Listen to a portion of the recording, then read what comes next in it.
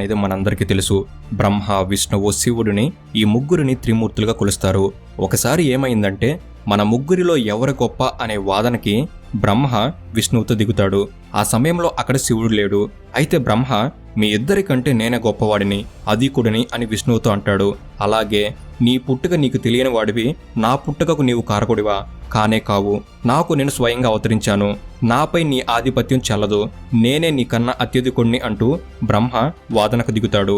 అయితే విష్ణువు ఈ వాదనని ఎలా అయినా చల్లబరచాలని రకరకాలుగా బ్రహ్మకి నచ్చజెప్ప ప్రయత్నించినప్పటికీ బ్రహ్మ వినకుండా నేనే అతినాథుడను, ఈ విశ్వానికి నేనే అతినాథుడును అంటూ పెడబొబ్బులు పెట్టసాగాడు. ఆ సమయంలో అలా వారిద్దరి మధ్య వాదన జరుగుతున్న సమయంలో ఒక్కసారిగా విశ్వమంతా పిలపిలమంటూ కంపించిపోయింది. దాంతో అసలేం జరుగుతుంది, ఏంటి హెచ్చరిక వాతావరణం అనేది తెలియక అర్థం కాక బ్రహ్మ మరియు విష్ణువులు వారి వాదనని ఆపివేసి చుట్టుపక్కల అటు ఇటు చూడసాగారు. దాంతో అలా జరుగుతున్న ఆ సమయంలో ఒక్కసారిగా ఒక జ్వాలా స్తంభం అనేది ఓంకారనాదం ప్రతిధ్వనిస్తూ వారిద్దరి మధ్యలో నుంచి పుట్టుకొచ్చి ఆ స్తంభం పొడవు పెరిగిపోయింది. దాంతో బ్రహ్మకి విష్ణువుకి ఏం అర్థం కాలేదు. అసలు ఈ స్తంభం ఎక్కడిది, ఈ స్తంభం మొదలెక్కడుంది, చివరెక్కడుంది, ఇంత పొడవైన స్తంభం ఎలా ఎక్కడి నుండి వచ్చింది అనేది వాళ్ళిద్దరికీ ఏమాత్రం అర్థం కాలేదు. దాంతో ఇక వారు మొదటి వారి వాదనని ఆపివేసి అసలు ఈ స్తంభం మొదలు ఎక్కడ చివరి ఎక్కడో తెలుసుకోవాలి అనుకున్నారు. దాంతో బ్రహ్మ విష్ణువు ఒక నిర్ణయానికి వచ్చారు. బ్రహ్మేమో హంసరూపంలోనికి మారి ఆ స్తంభం చివరి భాగం తెలుసుకునేందుకు కనుక్కునేందుకు పై వైపునకు ఎగురుతూ వెళ్లసాగాడు. విష్ణువేమో వరహ రూపాన్ని ధరించి ఆ స్తంభం మొదలు ఎక్కడో తెలుసుకునేందుకు కింది వైపునకు భూమిని తొలుచుకుంటూ అడుగు భాగానికి ప్రయాణం మొదలుపెట్టాడు. వారిద్దరూ అలా ఎంత దూరం ప్రయాణించినా ఆ స్తంభం పొడవు ఇంకా వస్తూనే ఉంది తప్ప కొనలు కనబడలేదు. దాంతో ఇక చేసేదేమీ లేక వారి ప్రయత్నాలు విఫలం అవ్వడంతో మరల వెనక్కి తిరిగి వారి యథాస్థానానికి వచ్చేశారు. ఇంతకీ ఆ పొడవైన స్తంభం ఏమిటో తెలుసా? లింగం. ఆ లింగం యొక్క తుది చివరి భాగాలు కనుక్కోలేకపోవడంతో ఇక విష్ణువు దేవాదిదేవ, ఆద్యంతాలు లేని ఈ జ్వాలాలింగాన్ని అభిషేకించడం, అర్చించడం మాకు సాధ్యం కాదు. కావున నీవు ఈ జ్వాల స్వరూపాన్ని ఉపసంహరించుకొని మా పూజలు అందుకోవడానికి అర్హమైన రూపంతో అవతరించు అని ప్రార్థించారు. దాంతో విష్ణువు యొక్క ప్రార్థనతో శాంతించిన శివుడు తన జ్వాల స్తంభ రూపాన్ని ఉపసంహరించుకున్నాడు. దాంతో మరుక్షణమే ఆ ప్రదేశంలో మొట్టమొదటి శివలింగం అవతరించింది. ఇది శివుని యొక్క శివలింగం ఏర్పడడం వెనుక చరిత్ర. అలా లింగం ఆవిర్భవించిన ఆ సమయాన్నే నేడు మనం మహాశివరాత్రి పర్వదినంగా జరుపుకుంటున్నాము. అయితే ఈ మొదటి శివలింగం యొక్క కాంతి కిరణాలు అనేవి ఆ సమయంలో ఈ భూమిపైన 64 చోట్ల పడ్డాయి. ఆ చోట్లలోనే నేడు శివలింగాలు ఏర్పడి శివుడి ఆలయాలుగా కొనియాడబడుతున్నాయి. ఈ 64లో కూడా 12 ప్రదేశాలు మాత్రం అత్యంత శక్తివంతమైనవిగా పేరు పొందాయి. ఈ 12 ప్రదేశాల్లో ఉన్న శివుడి దేవాలయాల్లో అత్యంత శక్తివంతమైన 12 లింగాలు ఉన్నాయి.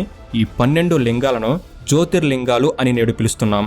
హిందువుగా పుట్టిన ప్రతి వ్యక్తి కోరిక ఏమిటంటే తన జీవితంలో ఒక్కసారైనా సరే ఈ 12 జ్యోతిర్లింగాలను చూడాలని కోరుకుంటాడు.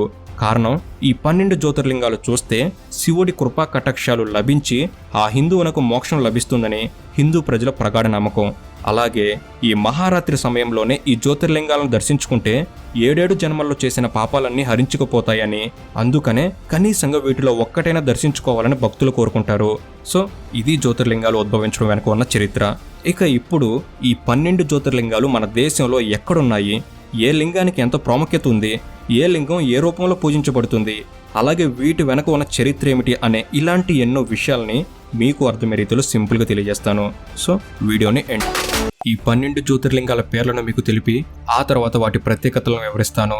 1 సోమనాథ్ జ్యోతిర్లింగం, 2 శ్రీశైలం మల్లికార్జున స్వామి జ్యోతిర్లింగం, 3 మహాకాళేశ్వర్ జ్యోతిర్లింగం, 4 ఓంకారేశ్వర్ జ్యోతిర్లింగం, 5 వైద్యనాథ్ జ్యోతిర్లింగం, 6 శ్రీ నాగనాథేశ్వర జ్యోతిర్లింగం, 7 రామేశ్వర జ్యోతిర్లింగం, 8 కేదార్నాథ్ జ్యోతిర్లింగం, 9 త్రయంబకేశ్వర్ జ్యోతిర్లింగం, 10 భీమశంకర్ జ్యోతిర్లింగం, 11 గ్రీష్ణేశ్వర జ్యోతిర్లింగం, 12 కాశీ విశ్వేశ్వర జ్యోతిర్లింగం.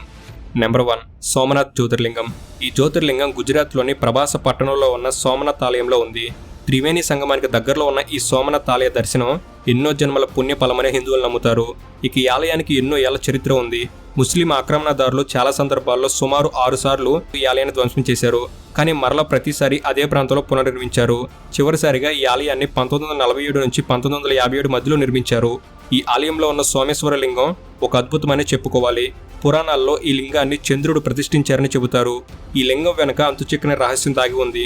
ఈ ఆలయం కేవలం జ్యోతిర్లింగ క్షేత్రంగానే కాదు, వివిధ రకాల మిస్టరీలను తనలో కలిగి ఉంది. ఈ ఆలయంలో ఎవ్వరికీ అంతుచిక్కని విషయం ఏమిటంటే, ఆలయం మధ్యలో భూమి లోపల ఎలాంటి ఆధారం లేకుండా శివలింగం నిలిచి ఉంటుంది. గాలిలో తేలినట్టు ఉండే ఈ శివలింగం గురించి పూర్తిగా నేటికి ఎవరూ వర్ణించలేకపోయారు. ఆ లింగం ఒక అద్భుత దృశ్యమని చెప్పుకోవాలి. అయితే ఈ జ్యోతిర్లింగానికి చాలా ప్రత్యేకత ఉంది. ఇదో మ్యాజికల్ స్టోన్. ఇది బంగారాన్ని ఉత్పత్తి చేయగలిగే శక్తి తనలో కలిగి ఉందని, ఈ రాయికి గురుత్వాకర్షణ శక్తి ఉంది కాబట్టే ఇది ఎలాంటి సపోర్ట్ లేకుండా నిలబడి ఉందని చాలా మంది చెబుతూ ఉన్నారు. ఇక హిందువులకు ఈ సోమనాథ ఆలయంలో ప్రవేశించడానికి ఎలాంటి నిబంధనలు లేవు, కానీ హిందువులు కాకుండా వేరే మతస్థులు ఆలయంలో ప్రవేశించాలంటే ప్రత్యేకంగా పర్మిషన్ తీసుకోవాలి. వారు లోపలికి వెళ్ళడానికి గల సరైన కారణాలు చెప్పాలి. అందుకు అధికారులు అంగీకరిస్తేనే ఆలయ ప్రవేశానికి ఇతర మతాల వారు అర్హులవుతారు. నెంబర్ 2, శ్రీశైలం మల్లికార్జున స్వామి జ్యోతిర్లింగం. ఈ జ్యోతిర్లింగం ఆంధ్రప్రదేశ్లోని శ్రీశైలంలోని ఆలయంలో ఉంది. ఈ ఆలయం దట్టమైన నల్లమల అడవుల్లోని కొండగుట్టల మధ్యలో ఉంటుంది. ఇక్కడ కృష్ణానదిని పాతాళగంగగా వర్ణిస్తారు. ఈ ఆలయ చరిత్ర ఏమిటంటే, భూ ప్రదక్షిణ ఎవరు ముందు చేస్తే వారికి ఘనాధిపత్యం అన్న మాట విని బయలుదేరిన కుమారస్వామికి ప్రతి చోట వినాయకుడే ముందుగా కనిపిస్తాడు. పార్వతీ పరమేశ్వరుల అనుగ్రహం వల్లనే ఇలా కనిపిస్తున్నాడని నందీశ్వరుడు అబద్ధం చెప్పగా, అది విన్న కుమారస్వామి అలిగి క్రౌంచ పర్వతంపైకి వెళ్లిపోయి కార్తీకుడిగా వెలిశాడు. తన తప్పు వల్లే ఇలా జరిగిందని తెలుసుకున్న నందీశ్వరుడు కృష్ణానది తీరం శ్రీశైల శిఖరంలో తపస్సు చేశాడు. అప్పుడే పార్వతీ పరమేశ్వరుల బ్రహ్మరమ్మ సహిత మల్లికార్జునులకు ఇక్కడ వెలిశారు. అదే నేడు మనం చూస్తున్న ఈ ఆలయం. ఈ ఆలయాన్ని పాండవులు, శ్రీరాముడు లాంటి పురాణ పురుషులు కూడా దర్శించుకుని పూజలు చేశారని చరిత్ర చెబుతుంది. శ్రీరాముడు తన వనవాస సమయంలో ప్రతిష్ఠించిన 1000 లింగాలు, పాండవులు వనవాస సమయంలో ప్రతిష్ఠించిన 5 లింగాలు ఇక్కడే కొలువు తీరినట్టు చెబుతారు. ఆది శంకరాచార్యులు ఇక్కడే శివానంద లహరి రాశారని అంటారు.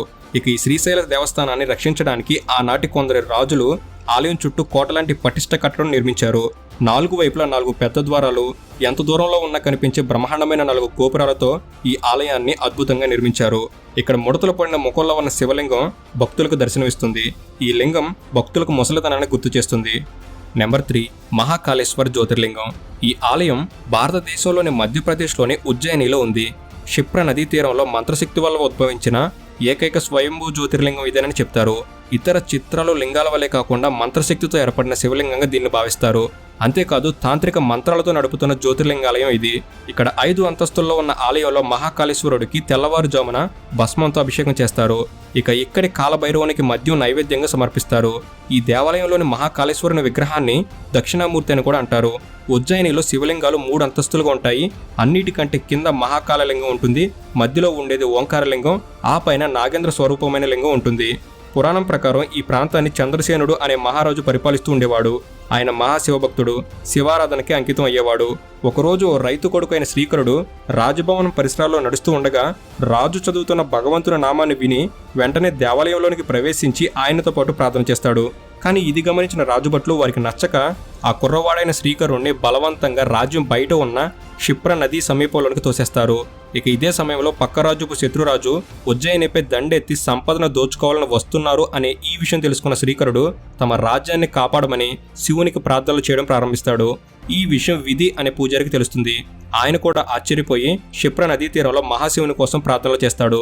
దాంతో ఎట్టకేలకు శివుడు తన భక్తుల అభ్యర్థనలు విని మహాకాలుని అవతారంలో వారికి దర్శనమిచ్చి చంద్రసేనుని రాజ్యానికి చేరిన శత్రువులందరినీ నాశనం చేశాడు. శివభక్తులైన శ్రీకరుడు విధిల ప్రార్థనతో ఆ నగరంలోనే ప్రధాన దైవంగా ఉండడానికి చివరికి శివుడు అంగీకరిస్తాడు. దాంతో ఆ రోజు నుండి మహాశివుడు లింగోల మహాకాలునిగా ఇక్కడ కాంతి రూపంలో అవతరించాడు. ఇక ఈ క్షేత్రాన్ని దర్శించిన వారికి మరణం, వ్యాధుల భయం నుండి విముక్తి కలుగుతుందని భక్తుల నమ్మకం. నెంబర్ 4, ఓంకారేశ్వర్ జ్యోతిర్లింగం. శ్రీ ఓంకారేశ్వర స్వామి ఆలయం మధ్యప్రదేశ్ రాష్ట్రంలోని ఖండ్వా జిల్లాలోని నర్మదా నది తీరంలో ఉంది.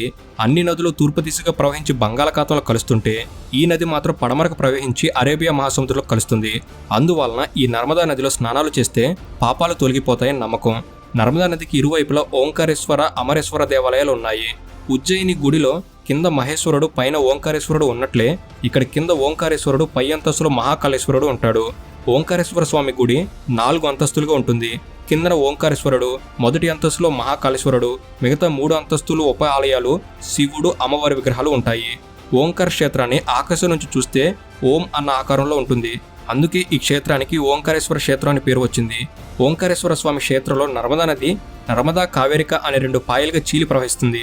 ఈ 2 పాయల మధ్య ప్రదేశాన్ని శివపురి, మాతృత్వపురి అని పిలుస్తారు. జ్యోతిర్లింగం మధ్యన చిన్న చీలిక ఉన్నది. ఈ చీలిక ద్వారా అభిషేక జలం నర్మదా నదిలో కలిసి నర్మదా నదిని పవిత్రం చేస్తుందని చరిత్ర చెబుతుంది. ఈ క్షేత్రంలో గౌరీ సోమనాథ మందిరంలో ఉన్న శివలింగాన్ని దర్శించిన వారికి పూర్వజన్మ రాబోయే జన్మల విషయాలు తెలుస్తాయని స్థానికులు చెబుతారు. నెంబర్ 5 వైద్యనాథ్ జ్యోతిర్లింగం.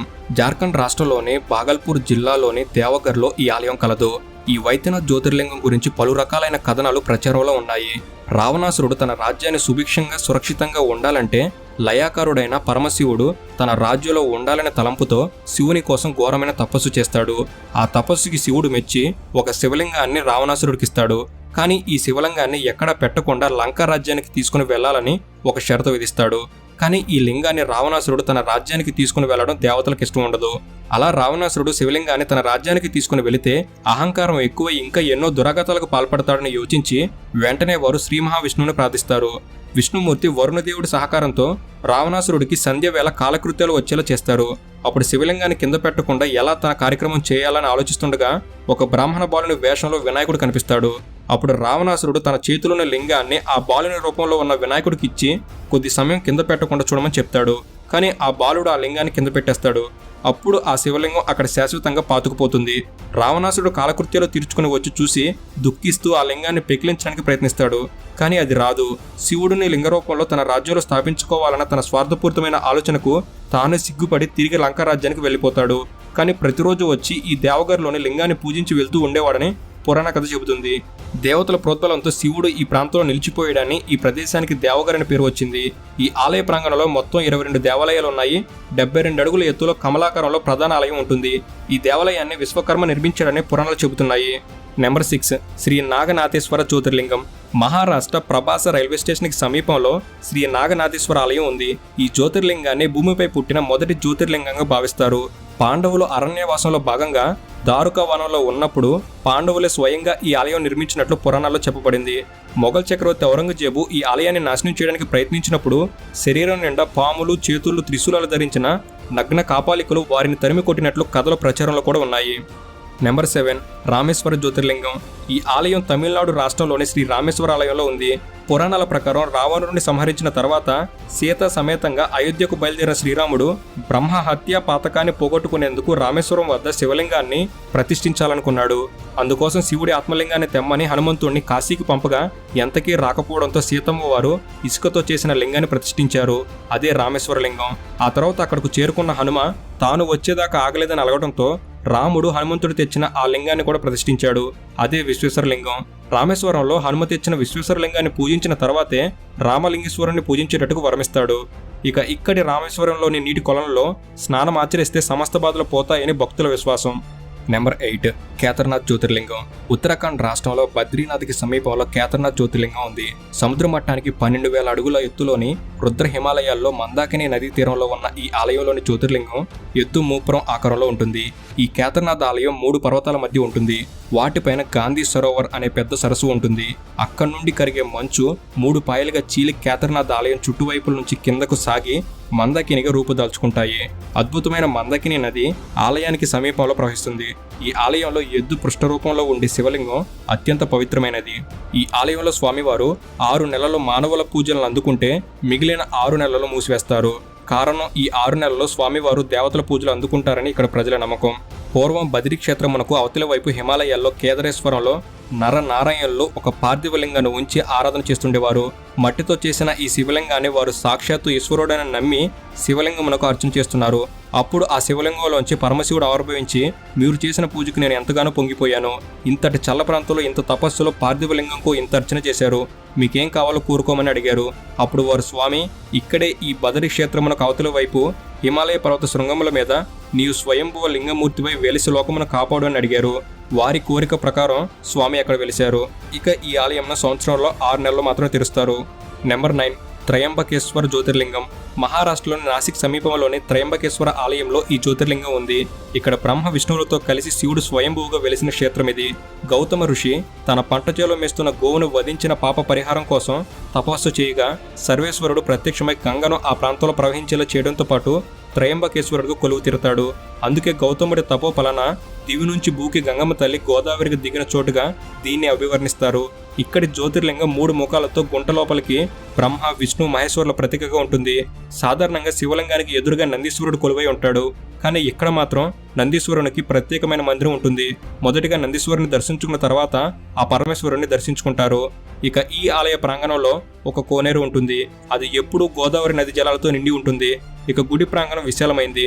గుడి మొత్తాన్ని నల్లరాతితో నిర్మించారు. ఆలయ ప్రాకారంలో చిన్న చిన్న శివలింగాలు, చిన్న చిన్న ఆలయాలు అమర్చి ఉంటాయి. గుడి ప్రాకారాలను చాలా ఎత్తులో నిర్మించడం జరిగింది. గుడిలోని కళాశాలను బంగారంతో నిర్మించారు. అప్పట్లోనే ఈ కళాశాలను నిర్మించడానికి 16 లక్షల రూపాయలు ఖర్చయినట్లు, వీటన్నిటినీ కూడా 16వ శతాబ్దంలో నిర్మించినట్లు చరిత్ర ఆధారాలు చెబుతున్నాయి. ఇక్కడ 12 సంవత్సరాలకు ఒకసారి కుంభమేళ నిర్వహిస్తారు. సూర్యుడు, చంద్రుడు, బృహస్పతి 3 కూడా ఒకేసారి సింహరాశులకు ప్రవేశించినప్పుడు ఇక్కడ సింహస్థ కుంభమేళ నిర్వహిస్తారు. కుంభమేళ సమయంలో కోనేటిలో ముక్కోటి దేవతలు కొలువై ఉంటారని ప్రజలు భావిస్తారు. నెంబర్ 10 భీమాశంకర జ్యోతిర్లింగం. మహారాష్ట్ర పూణేకి సమీపంలోని భావగిరి గ్రామంలో శివుడు భూతనాథుడుగా కొలువు తీరిన ప్రదేశమే ఈ భీమశంకరం. భీమశంకర ఆలయాన్ని సందర్శిస్తే భూత, ప్రేత, పిశాచాల పేర్లు తొలగిపోతాయని భక్తుల నమ్మకం. ఈ ఆలయానికి ఈ పేరు అనేది భీమాసురుడనే రాక్షసుడిని చంపడంతో వచ్చింది. పూర్వం కుంభకర్ణుడు కర్కటి అనే రాక్షసికి భీమాసురుడు అనే రాక్షసుడు జన్మించాడు. ఈ భీమాసురుడు విష్ణు భక్తుల్ని ఋషులను లేకుండా చేసేందుకు బ్రహ్మ కోసం తపస్సు చేసి వరాలు పొందుతాడు. ఇంద్రుడిని కూడా జయించి బంధిస్తాడు. అలాగే ప్రస్తుతం భీమాశంకర ఆలయం ఉన్న ప్రాంతాన్ని పూర్వం సుదక్షిణుడు అనే రాజు పరిపాలించేవాడు. అతడు పరమశివభక్తుడు. అతన్ని కూడా భీమాసురుడు ఓడించి కారాగారంలో బంధించాడు. అంతేకాదు శివుణ్ణి కాకుండా తన్నే పూజించమని చిత్రహింసలు పెడతాడు. అంతేకాదు సుదక్షిణుడు తన కత్తితో తయారు చేసుకున్న శివలింగాన్ని కూడా భీమాసురుడు ఖండించబోతాడు. అందుకే అక్కడ శివలింగంపై ఇప్పటికీ కత్తిగాడు కనిపిస్తుంది. దాంతో ఇలా భీమాసురుడి చెరికి కోపద్రిక్తుడైన లయాకారుడు ప్రత్యక్షమై చివరికి భీమాసురుడిని అంతమొందించాడు. ఇక ఆ తర్వాత అతడి తల్లి కర్కటి కోరిక మేరకు భీమాసురుడికి మోక్షం ప్రసాదించి భీమాశంకరుడిగా ఆ కొండపై వెలిశాడని అంటారు. అందుకే డాకిని, శాకిని వంటి ప్రేత పిశేషాలు అక్కడ శివుణ్ణి పూజిస్తాయని చెబుతారు. శివుడు యుద్ధం చేస్తున్నప్పుడు కారిన చెమట బిందువులతోనే అక్కడ భీమ నది ఏర్పడిందని అంటారు. నెంబర్ 11 గ్రీష్ణేశ్వర జ్యోతిర్లింగం. మహారాష్ట్రలోని దౌలతాబాద్ సమీపంలో ఉన్న వేరుల్ గ్రామంలో ఈ ఆలయం ఉంది. ఈ నగరాన్ని పూర్వం దేవగిరి అనేవారట. సుధర్ముడు, సుదేహ అనే దంపతులకు ఎంతకాలమైన పిల్లలు పుట్టకపోవడంతో సుదేహ తన చెల్లెలు గ్రీష్మను భర్తకిచ్చి పెళ్లి జరిపిస్తుంది. వారిద్దరికి బిడ్డ పుట్టాక అసూయతో ఆ బాలుని ఏటిలో పారేస్తుంది. దాంతో ఆ తల్లి తన బిడ్డ కోసం 101 పార్థవ లింగాల్ని ఆ నీటిలోకి వదిలి సర్వేశ్వరుణ్ణి సేవించడంతో ఆమె భక్తికి మెచ్చి కొడుకును బతికించడంతో పాటు ఆమె కోరిక మేరకు జ్యోతిర్లింగ రూపంలో గ్రీష్ణేశ్వరుడుగా వెలిశాడని చెబుతారు. ఇక చివరిగా నెంబర్ 12 కాశీ విశ్వేశ్వర జ్యోతిర్లింగం. కాశీపురానికి సమానమైన పుణ్యస్థలం కాశీ విశ్వేశ్వర జ్యోతిర్లింగ క్షేత్రం. ఇక్కడ విశ్వేశ్వర లింగానికి సాటి వచ్చే శివస్వరూపం ఏదీ లేదు. కాశీని విశ్వేశ్వరుడు ఎప్పుడు విడిచిపెట్టి ఉండడు కాబట్టి దీనికి అవిముక్త క్షేత్రం అని పేరొచ్చింది. కపిల మహర్షి శాపానికి గురైన తన పూర్వీకులందరికీ ఉత్తమ గతులు కల్పించడానికి భగీరథుడు ఎంతో కష్టపడి సర్వలోకాల నుంచి గంగను భూమికి తెచ్చి కాశీలో ఉన్న మనకర్ణికలో విడిచిపెట్టాడు. అప్పటి నుంచి ఈ నగరానికి మరింత పవిత్రత వచ్చింది. ఈ నగరానికి ఉత్తర, దక్షిణ దిక్కుల్లో వారుణ, అసి అనే నదులు ప్రవహిస్తున్నాయి. అసి నదిలో స్నానం చేసిన వారికి దోషాలు నశించేలా, వారుణ నదిలో స్నానం చేసిన వారికి విఘ్నాలు తొలగేలా దేవతలు వరమిచ్చారు. ఆ 2 పుణ్యనదులు ఉన్న ప్రదేశం కాబట్టి ఇది వారణాసి అనే పేరుతో ప్రసిద్ధి చెందింది. సనాతన సాంప్రదాయంలో అయోధ్య, మధుర, గయ, కాశీ, అవంతిక, కంచి, ద్వారక నగరాలు సప్తముక్తి నగరాలుగా ప్రసిద్ధి చెందాయి. వీటిలో కాశీ విశిష్టమైంది. బౌద్ధులకు, జైనులకు కూడా ఇది పుణ్యక్షేత్రం. అమ్మవారి అష్టాదశ శక్తిపీఠాల్లో కాశీ కూడా ఒకటి. పార్వతీదేవి చెవిపోగు పడిన చోటనే విశాలాక్షి మందిరం నిర్మించబడిందని అంటారు. ద్వాదశ జ్యోతిర్లింగాల్లో ఒకటైన కాశీ విశ్వేశ్వర దర్శనం ఇతర లింగాల దర్శనం కంటే అధిక శక్తివంతమైనదని భక్తులు నమ్ముతారు. దేవుడికి ఇష్టం లేని పనులు చేసిన వారికి మాత్రం కాశీ ప్రవేశం దక్కదని భక్తుల నమ్మకం. తానుండే నగరంలోనికి ఎవరిని అనుమతించాలో సాక్షాత్తు విశ్వేశ్వరుడే నిర్ణయించి వారణాసిలో ఉన్న విఘ్నేశ్వరుడికి చెబుతాడు. విశ్వేశ్వరుడి ఆజ్ఞను విఘ్నేశ్వరుడు అనుసరిస్తూ కాశీలో ఉత్తములను మాత్రమే అనుమతిస్తూ ఉంటాడన్నది నమ్మకం. సో ఇది ఫ్రెండ్స్ జ్యోతిర్లింగాల